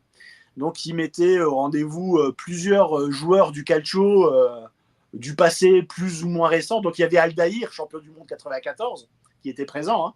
Mais il y avait Shevchenko, Javier Zanetti, Diego Milito, Christian Panucci, Eranio, beaucoup de joueurs. Et il y a eu une histoire juste avant ce match-là. C'est que Baggio, alors moi j'ai un ami qui a rencontré tous les joueurs, quasiment tous les joueurs, de Maradona à Ronaldinho, à Baggio, enfin tous les joueurs. Et qui lui a eu l'audace d'aller chez Roberto Baggio sonner. Parce qu'il avait l'adresse de Roberto. Ah ouais. Donc sonner à Roberto Baggio. Mais qui fait ça? Bon, bref. Et donc, attends, écoute bien. D'ailleurs, c'est Gianni, je lui passe le bonjour. Il regardera très certainement cette émission. Et donc, c'est Baggio. Donc, il sonne. Il dit. Donc, lui, il vient du Luxembourg. Il a été là-bas exprès. Et il sonne et il lui dit écoute, bonjour, je suis Gianni, je viens du Luxembourg et j'aimerais vous rencontrer, etc. Et c'était Baggio qui répond. Il a dit écoute, attends une petite demi-heure, j'arrive. Il a attendu une demi-heure, mais bon, il pensait peut-être même qu'il disait ça pour que le gars parte. Et non, il est venu, donc devant son portail. Ils ont discuté, il lui a signé des maillots, ils ont fait des photos, etc. Tu vois, c'est ça Roberto Baggio. Bon. Voilà, ça c'est Roberto Baggio. Ouais. Par contre, le revers de la médaille, c'est qu'avant cette opération Nostalgie qui a eu lieu il y a 15 jours, j'y étais il y a 15 jours, il y a eu des... Comment on va les appeler? Des gens qui sont introduits chez lui, 5 personnes qui sont introduites chez lui, et ils l'ont tapé, ils l'ont tabassé. Donc il y avait sa femme, il y avait sa fille, ils l'ont enfermé dans une pièce, et ils ont cambriolé, etc. C'était pour le volet, quoi. Exactement. C'est un cambriolage en bonne et due forme, comme il y a souvent chez les footballeurs maintenant, c'est un peu la mode. Généralement, c'est quand les joueurs sont au match, les cambrioleurs vont chez eux et puis font un cambriolage. Là, il était sur place. Et surtout, tu fais ça au mec le plus adorable, gentil, aimé de tous les Italiens, quoi. Et donc, sa présence était mise entre parenthèses parce que c'était 15 jours avant l'événement. Et donc, même les organisateurs, moi j'y allais exprès pour ça quand même. Et donc, eux, ils ne voulaient pas mettre la pression à Baggio de venir après un événement comme ça. Et il est venu. Et il est venu quand même. Justement, je pense que ça lui a fait du bien de venir parce que c'était un stade acquis à sa cause. Donc, normalement, on aurait dû le rencontrer de vive voix, c'était prévu, etc. Mais là, il est venu, mais il voulait pas trop, etc. Donc, je sais pas si tu avais vu la vidéo, Captain, je t'avais envoyé. Voilà. Ouais. Donc, on le voit, on est à distance, etc. Avec tout le respect. Mais lui, il était en larmes. Il était en larmes, il y avait sa femme, il y avait ses enfants, etc. Et donc, tout le public était là, acquis à sa cause, etc. Et donc, du coup, on a pu. Alors, je n'ai pas pu le rencontrer comme j'aurais voulu, mais ça m'a suffi, quoi, de le voir, qu'il était ému, etc. Tout un stade acquis à sa cause, c'était quelque chose de particulier pour moi, parce que pour moi, Badjo, c'était mon idole. Quand je jouais au foot, je jouais numéro 10 capitaine par rapport à Badjo. D'ailleurs, voilà, c'était mon inspiration, c'était ma façon de jouer, c'était Roberto Baggio. Alors, à mon niveau, hein, attention, hein. Mais c'était mon inspiration, c'était Roberto Baggio. Comme le rappelle quelqu'un dans les commentaires, Dom, est-ce que tu t'es laissé pousser la coupe Baggio? Si Baggio était ton idole, est-ce que tu avais la coupe? C'est ça la question, c'est ça qu'on veut savoir. Alors, il y a quelque chose de très important. Il n'y a que Baggio qui peut porter cette coupe sans que ce soit ridicule. Parce que quand on voit Baggio, c'est pas ridicule du tout. Mais toi, moi, un autre, c'est impossible. C'est impossible. Donc, et c'est pour ça que son surnom, c'est Il Divine Codino. Donc, c'est la divine queue de cheval. Hein. Donc, en français, ça rend moins. Mais et d'ailleurs, le peut faire un tour de porno, mais bon. Voilà, ça fait plus Rocco Siffredi que Roberto Baggio, mais bon, bref. Voilà. Et sur Netflix, ça s'appelle Il Divine Codino, le film à sa cause. Et effectivement, alors j'avais les cheveux un peu plus longs parce que c'était la mode des Italiens avec les cheveux longs vers 2000, Nesta, etc., Cannavaro, ils avaient tous ces cheveux longs. Ouais. Mais ça s'arrête là. Hein. Ça s'arrête là. D'accord. Parce que quand même, la coupe de cheveux faisait partie du personnage, quoi. Enfin, indéniablement, Baggio 94, c'est Baggio 94, quoi. Mais Mano est beau aussi. Oh putain, qu'il est beau. Voilà. Donc ça c'est une relique parce qu'il est de l'époque. Hein. Il est vraiment de l'époque, celui-là. C'est beau. Et dans la sobriété aussi, c'est Diadora qui faisait ça. Ouais. Et donc, il n'y a pas de sponsor Diadora. Il n'y a jamais de sponsor Diadora. Si vous voyez un sponsor Diadora, c'est un faux. Donc, ça, c'était aussi les maillots d'Italie un peu très classiques. Mais ça, c'est par contre, voilà, ça, c'est iconique. On a tous en tête Roberto Baggio avec ce maillot-là, qui est assez incroyable. Qui est vraiment le. Ça a fait sa légende. C'est la légende, ouais. C'est la légende. Ça fait la légende. Et de l'autre côté, dans ces matchs à tel enjeu, du côté du Brésil, il y a quand même ce que je trouve être un classique match aussi qui restera, c'est le Brésil-Pays-Bas. Magnifique.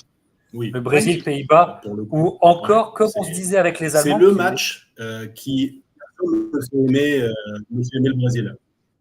Ouais. Alors, qu'est-ce que tu en penses, toi, Antoine? Parce que c'est un match. Alors, moi, déjà, j'avais les nerfs que les Diables Rouges soient fait éliminer.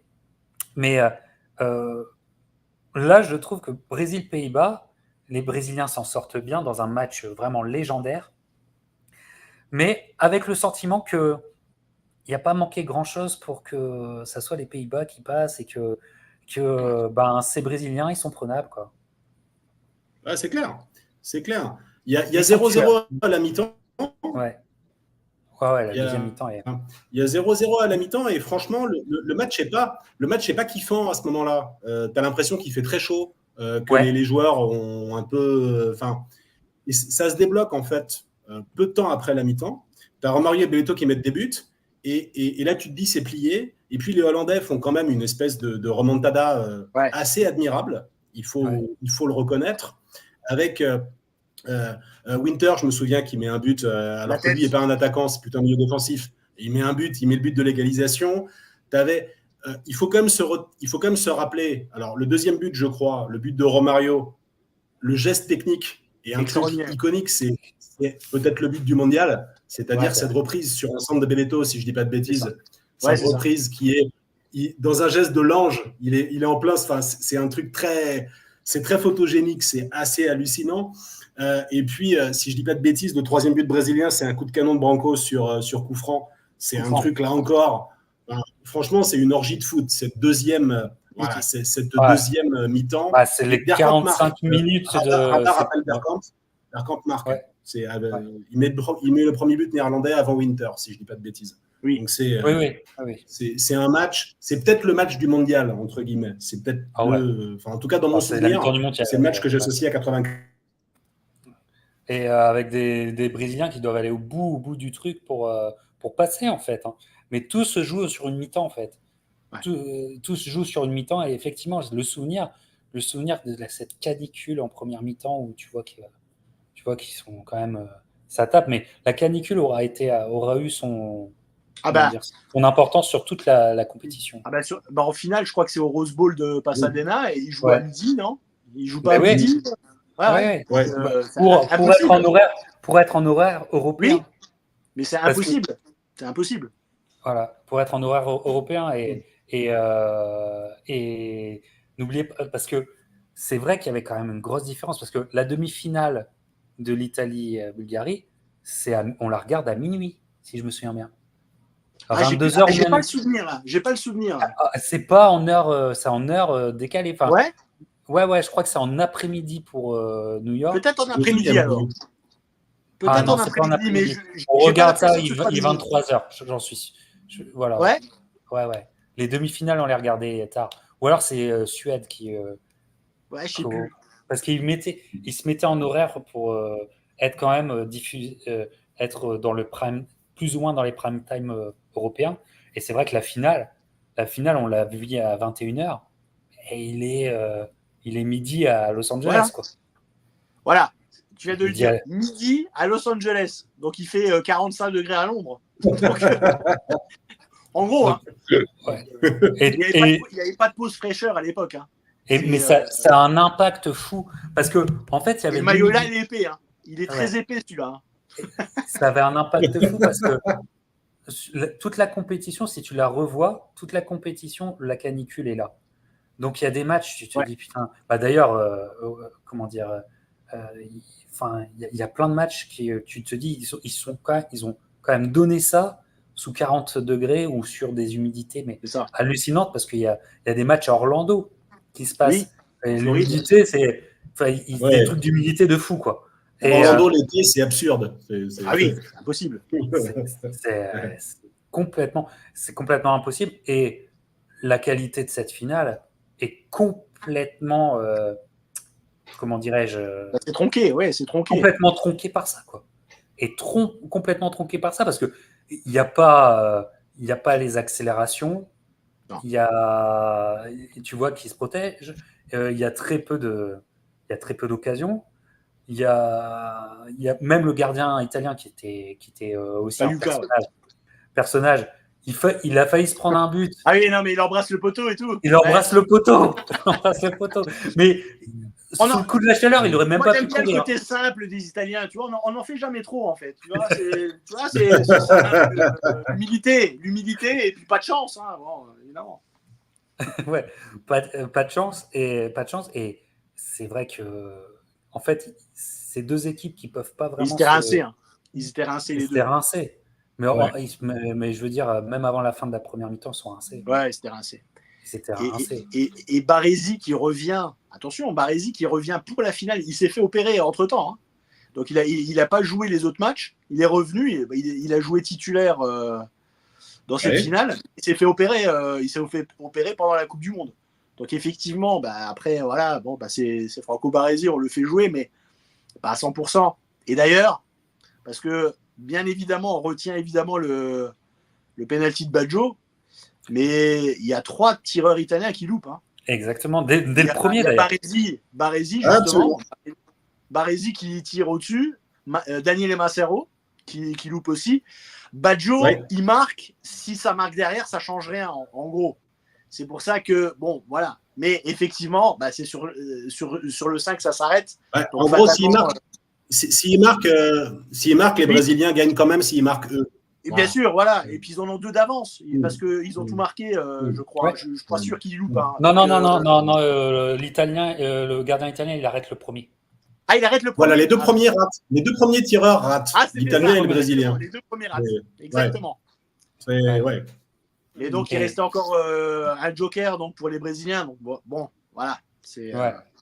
Mais ce qui donne, alors, c'est toujours crève-cœur, l'image-là, ouais. mais ce qui donne une image, écoute, Incroyable. Moi, 90, l'image que je garde, c'est Gascogne qui est un peu dans la même configuration.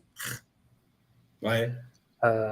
86, ce que je garde, c'est la série de pénalty entre la France et le Brésil. Ah oui, sûr. c'est incroyable. C'est sûr. Et Platini qui rate son péno. Et qui tire de la même façon que Baggio. Et qui tire exactement. Ça se ressemble beaucoup d'ailleurs. Exactement. Ça se ressemble beaucoup. Mais alors les médias, les médias sont plus institués. On a une relation. Voilà. Mais cette image, elle est iconique. Quoi. Bah, c'est tout le sport en fait. Tu vois la joie et la déception en même temps sur la même image. Regarde, tu vois, c'est fou. Mais la posture de Baggio, elle est iconique parce qu'il y a plein de photos de cette posture-là. Oui, il y a de différents angles. On a la même photo. Voilà. Mais c'est une image forte, quoi. C'est une image très très forte et qui vient finir une Coupe du Monde, une Coupe du Monde qui. Ah bah. Il loupe avec celle-là. Non, c'est vrai qu'on n'a pas parlé des Bebeto, mais Bebeto, il voulait dire qu'il avait des enfants. Oui, bien sûr. On le fait. Ouais. Bien sûr. Romario aussi avait des enfants, mais Romario, c'est le premier. C'est le premier à l'avoir fait. Il ne les célébrait pas, tu vois. Non, Romario, il a fini par en avoir un peu marre. Mais... Romario, je pense qu'il a 120 enfants non répertoriés. Hein, donc, voilà. C'est pour ça qu'il a fini par opter pour une solution un peu drastique. Voilà. Alors, parce que Romario, normalement, devait être la star du mondial et devait être la superstar internationale à la sortie de ça. Moi, je trouve que... Comment dire ? Oui, Romario a été une star du football, mais il n'a jamais accédé au stardom que d'autres ont eu. Alors, comment on l'explique ? Pourtant, il était monstrueux. On l'explique par sa personnalité ? On l'explique par ça. Oui. En fait, si tu veux, moi, j'étais très fan de Romario avant la Coupe du Monde parce que j'avais des souvenirs, je voyais tous les résumés de matchs du Barça à l'équipe du soir. Enfin, l'équipe du dimanche. C'était extraordinaire. On le voyait, en effet, marqué dans des petits espaces tous les dimanches. C'était hallucinant. Il a joué avec Stoichkov, il a joué avec Laudrup. C'était une équipe incroyable. Le fait est que Romario, lui, a fini par décider qu'il ne voulait pas être superstar. Il a fini par décider de rentrer au Brésil. C'est extrêmement rare, ce type de démarche. Mais très vite, il a été supplanté par... il a été supplanté par Ronaldo dans l'imaginaire populaire. Et pourquoi ? Parce que Romario, lui, il a dit... je me plais plus au Brésil, quoi. Je suis content, il y a les nanas, il y a les copains, il y a le barbecue, il y a la vie à Rio. Je préfère y retourner. Et alors qu'il avait encore de bonnes années devant lui. Ah oui. C'est assez paradoxal, mais c'est vrai que ce mec, il avait tout le talent du monde. C'était même mentalité. C'est exactement ce que dit Big Z. C'est ce que dit Big Z, c'est vrai.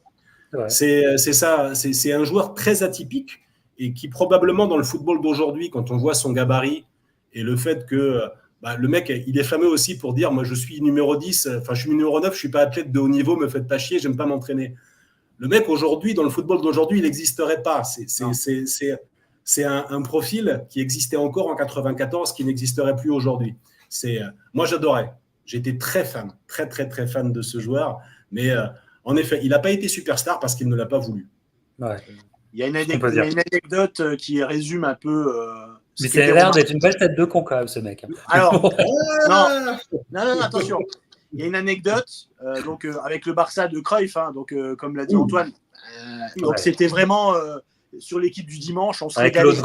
Laudrup, ce Barça-là. Parce qu'après, le Barça il est devenu mythique, le jeu du Barça et tout. Mais le Barça du début des années 90, c'était génial. Mais là, tu as Coman, Baquero. Coman, ouais. Et donc, du coup, c'était juste avant le carnaval de Rio. Et donc, lui, il veut y aller. Hein. Lui, il s'en fout du match. Hein. Lui, il veut y aller. Et il a dealé avec Cruyff. Écoute, si tu mets 3 buts, je te laisse y aller. Il a mis 3 buts en une demi-heure. Il est sorti. Il a été au carnaval. Donc, c'est là que tu vois c'est là que tu vois les priorités de Romario. Romario, ça aurait pu être le numéro 1 parce qu'en termes de matchs joués, buts marqués, c'est impressionnant. Ouais. À l'époque, marquer 30 buts en Liga, c'était pas commun. Hein. Parce que Même ça casse en Barça, hein, même en jouant au Barça ou au Real, ça n'arrivait les pas. jambes de ouf. Hein. Et Romario, c'est un joueur qui est, quand on fait des classements comme ça, des meilleurs joueurs brésiliens, alors lui, on va te dire R9. Il passe sous la trappe, en fait. Il passe sous la trappe de son niveau réel. Ouais, alors que peut-être il était plus fort en tant que buteur, hein, j'entends, que c'est. Ben, bon, pas Ronaldo, hein, évidemment, hein, parce que Ronaldo, c'est encore une autre planète. Mais lui, ouais, comme l'a très bien dit Antoine, il a choisi sa carrière. Il a choisi sa carrière. Et c'est un peu comme Filippo Inzaghi. C'est un mec que tu voyais 10 minutes par match. Voilà. Le reste du temps, tu le voyais pas parce qu'il courait pas, ça l'intéressait pas, il courait pas après le ballon. Il voulait pas, quoi. En revanche, quand il fallait donner le coup de rein qu'il fallait, lui, c'était les accélérations. Inzaghi, c'était le placement. Romario, c'était les accélérations. Les petits appuis dans la surface, le slalom. Et c'était complètement profond. Alors, à propos d'ailleurs des buteurs du Barça, Dom, on va en parler, mais Italie-Espagne, c'est juste miraculeux que l'Italie passe sur ce match-là. Oui, on n'a pas parlé de ça. Julio Salinas. La chance que tu as, c'est que tu as Julio Salinas devant, heureusement. Parce que non, mais c'est vrai, un autre attaquant l'aurait mise.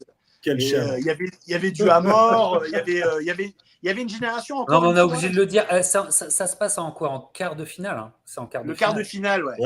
On a oublié de le dire, mais c'était attendu parce que la rivalité Italie-Espagne, là, c'était très, très attendu. Ah non, mais surtout que là, par exemple, l'entraîneur actuel du Paris Saint-Germain, Luis Enrique, je pense qu'il s'en souvient, parce qu'il il s'est fait péter le nez, comme il faut, en bonne et due forme. Hein. Après pour être poli, Luis Enrique, alors, joueur, hein, était une belle petite pute, donc il faut le dire. Hein, faut le dire tranquillement, avec beaucoup d'affection. D'ailleurs. Oui, mais c'est vrai, ceux qui ont connu, c'est vrai. Il en fallait des joueurs comme ça, mais c'était pas le plus beau joueur qu'on ait vu. Hein, mais une petite salope. Il était très bon, mais... Et donc, du coup, ben voilà, il a mangé sur ce match-là. Et effectivement, il y a eu un arrêt de gardien, et puis surtout Salinas, qui en loupe 2 ou 3. C'est assez miraculeux, hein, effectivement. Mais après, c'était un match que moi, je craignais particulièrement parce que l'Espagne, c'était très costaud aussi. Hein. Attention, c'était peu hermétique. Donc, il a fallu un tir de loin de Dino Baggio, qui n'a rien à voir avec Roberto Baggio, c'est pas la même famille, hein, mais qui ont joué ensemble à la Juve à une époque. Et là, il met un but formidable, une frappe de 30 mètres, nickel. Et après, tu as Roberto Baggio qui fait l'exploit sur un effacement du gardien. On croit qu'il la perd et puis il la croise malgré le défenseur, elle rentre. Et là, c'est un but magnifique. C'est beau. Ouais. C'est clair. Ouais. Mais quand tu es italien, quand tu aimes la Squadra Azzurra, tu te dis, mais ça, c'est les signes, quoi. Et c'est vrai que Dom, plus la compétition allait, plus tu dis, elle est pour nous, celle-là. Ben, on l'a vécu, en fait. En tant qu'Italien, on l'a vécu. En 82, tu fais 3 matchs nuls, tu passes je ne sais comment. Et ensuite, tu bats le Brésil 3-2, tu bats qui? Je crois que tu bats l'Argentine, le Brésil, la Pologne qui était une très grosse équipe en demi-finale, et tu bats l'Allemagne 3-1. Donc finalement, et là pareil, il y a des ressemblances parce que Paolo Rossi, qui n'avait pas marqué dans les matchs de poule, va marquer chaque match jusqu'à la finale et va devenir meilleur buteur et meilleur joueur de la Coupe du Monde. Donc il y a aussi ce gap-là avec Roberto Baggio qui se délivre après les poules, quoi. Ouais. Et donc voilà, mais on peut quand même dater cette Coupe du Monde vraiment comme une Coupe du Monde d'un changement de statut même pour le football, parce que effectivement il va sur le terrain normalement d'un marché qui lui était pas promis et qui résistait, hein, l'isolation américaine, on connaît ce que c'est, et je veux dire en termes même de style, enfin je veux dire c'est les plus beaux maillots, enfin, je suis désolé mais c'est les plus beaux maillots de l'histoire. C'est les mecs qui étaient stylés de ouf. C'est iconique. C'est iconique. Il y a quand même, malgré tout, il y a quand même 2-3. il y a plus que 2-3 matchs qui restent dans l'histoire et qui font, on est sur on est sur vraiment une Coupe du Monde à l'américaine. Ouais. Et avec un sentiment qu'on ne retrouvera plus parce que la Coupe du Monde 2030, les amis, va avoir lieu notamment aux États-Unis. Enfin, ça va être un truc complètement bordélique. C'est Canada, États-Unis, Mexique. Ouais. Mais on ne retrouvera pas ce charme. Je vous le dis direct, on ne retrouvera pas ce charme. Parce que c'est trop compliqué, parce que maintenant, c'est plus une Coupe du Monde, c'est une sorte de ligue. Ouais, et puis c'est sur 3 pays, c'est Canada, Mexique, États-Unis, donc ça perd un peu de son charme, ouais, effectivement. Ça va être son charme. Et puis là, je ne sais pas comment ils vont réussir à avoir des matchs où il y a du sens, tu sais, par rapport aux diasporas. Parce que vous avez quand même eu l'Italie à New York, ça avait vraiment un sens de fou. Mais bon, voilà quoi, tu vois. C'est important, ça, la diaspora. D'ailleurs, le maillot que je porte, c'est la diaspora la Squadra Diaspora dont je fais partie. Et donc, c'est tous les Italiens, français ou autres, d'origine italienne, il faut qu'il y ait une origine italienne, qui on se réunit une fois dans l'année et on fait un match et c'est assez sympa. Et c'est l'essence même de ça. Quand ça se passe ailleurs, on a une appartenance. Les Italo-Américains ont une appartenance à l'Italie qui est folle, qui est au-delà du naturel. Je veux dire, ils sont plus italiens que les Italiens alors qu'ils vivent aux États-Unis. C'est très fort quand mais au Canada aussi, à Toronto, à Thunder Bay, etc. Moi, j'ai de la famille là-bas. Ils parlent même pas, ils parlent italien, quoi. Je veux dire, c'est vraiment la diaspora à son a réussi à garder ça. Et d'ailleurs, on devrait s'en inspirer. Tu vois, parce que bon, cette fameuse Coupe du Monde là, avec 3 pays. Je sais même pas s'il y aura Montréal. Je crois qu'il n'y a même pas Montréal. Ouais, j'allais te demander, est-ce qu'il y a déjà ils ont déjà défini les stades ou pas? Moi, j'ai cru comprendre qu'il y avait Vancouver, il y avait Edmonton. Ouais. Edmonton. Le problème de Montréal, c'est un petit stade. Le stade Saputo, il est petit. Il est pas très grand. Alors, à moins qu'ils en fassent un. Et je crois qu'il n'y a pas Montréal. Je crois qu'il y a Toronto, Edmonton. Je crois qu'il va y avoir des matchs à Edmonton. Mais bon, équipe de France à Edmonton, ça n'a pas le même sens que l'équipe de France à Montréal. Ça aurait été top. Ça aurait été top. Ça aurait été top. Voilà, donc je trouve ça un peu compliqué et à donner du sens à des moments comme ça. C'est plus, c'est des Coupes du Monde League qui sont. Ils ont retiré. D'accord. Rabat nous dit parce qu'à un moment c'était Edmonton, tu vois. Et donc Vancouver. Bon, on verra. Moi, ce qui m'amuserait dans cette Coupe du Monde, on va voir comment ça va se dérouler. Le vrai enjeu pour moi, c'est si jamais dans un match à élimination directe, alors plutôt vers les 8e parce que ce sera probablement pas la finale, mais j'aimerais bien un Mexique-États-Unis. Parce que pour le coup, ils se détestent. C'est une énorme rivalité en foot. Ils ne s'aiment pas du tout. Et donc, c'est ça que je veux voir, moi. Voilà. Donc, croisons les doigts. Canada-États-Unis, ça peut être sympa, mais Mexique-États-Unis, ça peut être un truc, que ce soit au Mexique ou aux États-Unis, ça peut être un truc monstrueux. Si on a un Canada-États-Unis au Canada, ça changerait beaucoup. Parce qu'il y a une très grosse rivalité, mais dans le hockey, tu vois. Dans le hockey, il y a une grosse rivalité Canada-États-Unis, tu vois. Moi, l'une des rares fois où j'entends klaxonner, c'était pendant les Jeux Olympiques d'hiver, évidemment. C'était une finale Canada-États-Unis chez les filles. Ah oui. Et c'était un énorme match. Ah oui. Les filles, elles gagnent. Et ça klaxonnait. Et j'étais dans un petit village canadien et ça klaxonnait. Parce qu'on les avait niqués, les Américains, ils étaient bien contents. Mais c'est vrai que États-Unis-Mexique, États-Unis-Mexique à Los Angeles, ça serait très chaud. Ça serait très, très chaud. Mais tellement, c'est ça qu'on veut. C'est ça qu'on veut. Surtout s'il y a le mur de Trump. Hein. Non, je plaisante, évidemment. Mais tu sais que moi, cette Coupe du Monde-là, elle aura quand même fait démarrer la MLS. Mais la MLS, moi, à un moment, quand je vivais à Seattle, moi, on allait voir les matchs de MLS parce qu'ils étaient moins chers que les matchs NFL. Donc, à $30, tu pouvais avoir des très bonnes places dans le même stade que la NFL, tu sais, le Century Link. À l'époque, ça s'appelait le Century Links. Et ben, c'était la moitié du stade, donc les 40 000 personnes, elles étaient réunies. Et tu avais déjà les supporters, tu avais les ultras et tout ça.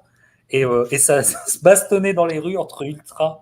Mais je te parle de ça, il y a peut-être 2012. J'allais souvent au stade en 2012.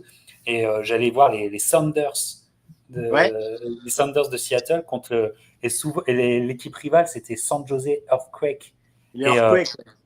Mais franchement, c'est une ligue qui est devenue très très agréable. Et je te parle déjà d'il y a plus de 10 ans en arrière. Mais c'est une ligue qui est très agréable. Hein. Moi, le premier match de MLS que j'ai vu, c'était à Montréal, donc c'était en 2013. Tu vois, c'est juste après. Hein. Et à Montréal, c'était vachement bien parce que tu avais Alessandro Nesta qui jouait. Tu avais Di Vaio qui jouait devant.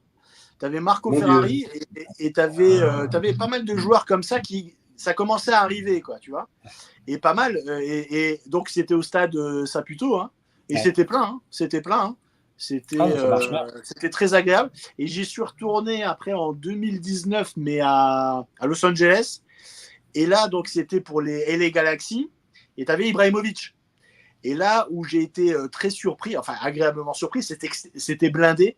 Ouais. C'était vraiment blindé. Le Dignity Health, je ne sais plus comment il s'appelle le stade à Los Angeles. Donc voilà, c'était là. Et pareil, tu y allais en famille. J'ai retrouvé un petit peu l'esprit que tu as quand tu vas au baseball, etc. Ça va en famille.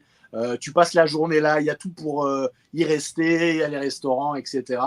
Ouais. Le show à l'américaine, à chaque but, feu d'artifice, etc. Moi, j'ai halluciné. Hein. Je dis, on a beaucoup de leçons à apprendre du show, en fait. Hein.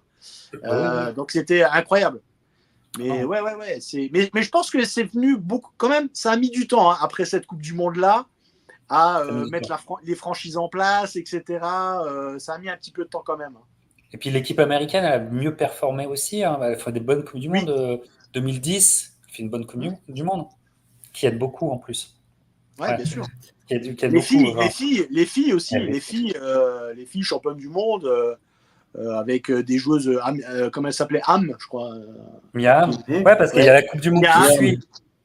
La Coupe du Monde qui suit toujours aux États-Unis chez les filles. Voilà. C'est iconique et tout ça. Mais c'est un sport universitaire très très réputé. Oui. Chez les filles. Voilà. Mais et de toute façon, c'est comment dire, chez les filles, pendant longtemps, pendant 30 ans, c'était États-Unis, Canada, Brésil, les meilleurs chez les filles. C'est ça. C'est ça. Voilà, mais en tout cas, c'était il y a 30 ans, les mecs. C'était il y a 30 ans. Bah ouais. C'était il y a 30 ans. Comme si c'était hier, quoi. Petit mot quand même, on n'a pas parlé de ça. Petite satisfaction quand même mesquine de ma part sur cette Coupe du Monde, malgré tout, parce que, remise dans le contexte, en 82, je vis France-Allemagne. En 86, je vis France-Allemagne. En 90, l'Allemagne est championne du monde. En 94, putain, enfin ils giclent avant la finale. Ça fait plaisir. Ça, c'est un souvenir. Dieu sait si j'avais du respect, en particulier en 90, l'équipe allemande, elle est intouchable. Vraiment, elle est belle. Ils méritent leur titre, il n'y a pas de sujet. Mais quand même, il y en avait marre de l'Allemagne en finale. Et voir les Bulgares qu'on détestait pour des raisons assez évidentes, voir les Bulgares sortir les Allemands, ça, alors que l'Allemagne menait, si je me souviens bien. L'Allemagne menait et les Bulgares leur en mettent deux comme ça, comme qui rigolent. C'est ça. Lechkov et Stoïkov. Magnifique. La tête du mec qui met le but. Là. De Lechkov, tête plongeante. La tête plongeante. Ouais, la tête plongeante. Ouais. Mais la gueule du mec. Le mec, t'as l'impression que c'était un cinquantenaire. Lechkov, oui. Lui aussi, il a la fini à Marseille. Tête qui ressemble derrière, mec. Il a fait une saison à Marseille, pas mémorable. Il a fait un bon match. Ouais, je pense. Jordan Lechkov. Ouais, c'était incroyable. Lui, il n'avait pas le physique du footballeur. Ouais, effectivement. Ouais. Non, c'était Nosferatu. Ouais. Mais Antoine, l'Allemagne gagne l'Euro 2 ans après. C'est incroyable. On s'en sort plus. Non, mais... Putain, avec on s'en sort plus. Putain de but de raclo là, de Birov. Oliver Birov, ouais. Oh, ce but de raclo. Parce que la République tchèque, elle a mérité son Euro. C'était incroyable, la République tchèque. Elle méritait son Euro. Ah là là. Enfin bref, il y a 30 ans, les amis. Il y a 30 ans. Donc, tu es en train de me dire en train de me dire que cette veste a 30 ans, c'est ça? Exactement. C'est beau. Elle est bien conservée. Ben, je l'avais au collège. Hein. Enfin, ouais, un peu plus. Ouais, j'étais un peu plus vieux, ouais. Non, j'étais au lycée, ouais. Ouais. Ça a 30 ans, ça. Ça a 30 ans. 30 ans. Ça passe vite, hein. Ça passe vite. Ouais. Voilà.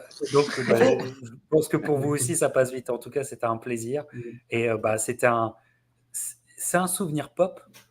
Ouais. Même si c'est du sport, c'est un souvenir de pop culture. C'est un souvenir pop.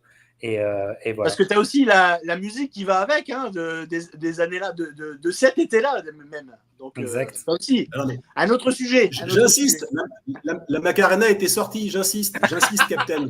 La Macarena, c'est 93.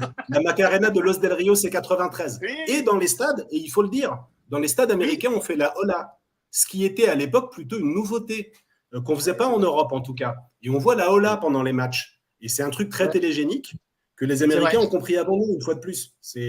Ah, ça. Et ouais. C'est vrai. Et ouais. Et donc les amis, replongez-vous. C'est des bons souvenirs. Il y a 30 ans. L'été était chaud. Oh, voilà. Et n'oubliez pas qu'ici, on est les champions du monde. On est les champions. Allez, portez-vous bien. Allez lire 130livres.com. Abonnez-vous à Dom sur YouTube et au Captain.